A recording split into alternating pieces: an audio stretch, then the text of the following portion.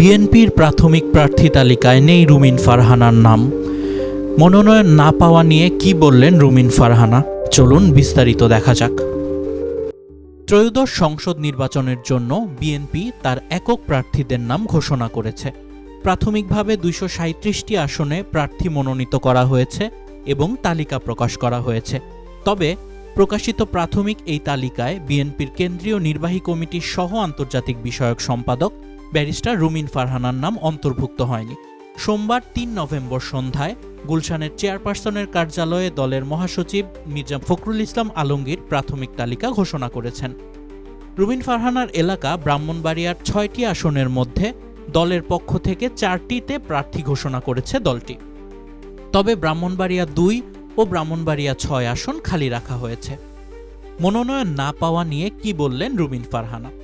আসন্ন জাতীয় সংসদ নির্বাচনে ২৩৭টি আসনে প্রাথমিক প্রার্থী তালিকা ঘোষণা করেছে বিএনপি। তবে সেই তালিকায় নেই দলের সিনিয়র আইনজীবী ও সাবেক সংসদ সদস্য ব্যারিস্টার রুমিন ফারহানার নাম।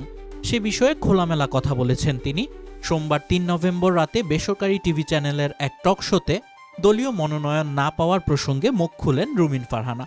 দলীয় মনোনয়ন প্রসঙ্গে রুমিন ফারহানা বলেন, আমার মনোনয়ন আপাতত অন হোল্ড অবস্থায় রয়েছে। বিএনপির দীর্ঘদিনের সহযোগী কিছু দলের সঙ্গে জোটগত সমঝোতার কারণেই ৬৩টি আসন এখনও ঘোষণা করা হয়নি।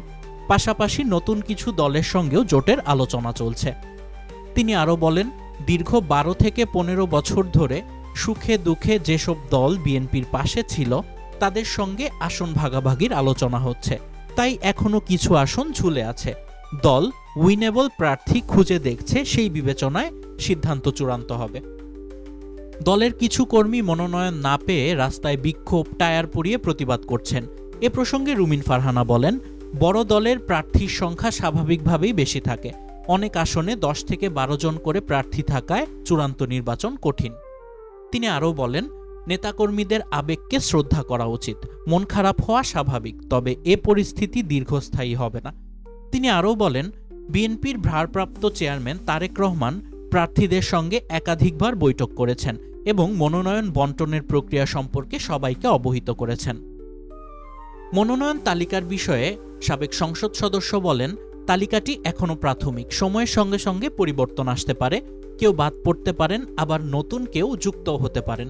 এছাড়া নির্বাচন কমিশন সংশ্লিষ্ট কিছু আইনি জটিলতার কারণেও কয়েকটি আসনের মনোনয়ন স্থগিত রয়েছে। বাগেরহাট ২ আসনকে তিনি এর উদাহরণ হিসেবে উল্লেখ করেন। নারী প্রার্থীর সংখ্যা নিয়ে রুমিন ফারহানা বলেন, যদি বিএনপি নারী মনোনয়ন ৫% পর্যন্ত বাড়াতে রাজি হয় তাহলে চূড়ান্ত তালিকায় আরও নারী যুক্ত হওয়া সম্ভব। তিনি বলেন, এছাড়া কিছু আসনে নির্বাচন কমিশন সংক্রান্ত দ্বন্দ্ব তৈরি হয়েছে, যার রায় এখনও অপেক্ষমান। এসব কারণে সেসব আসনে মনোনয়ন স্থগিত রাখা হয়েছে।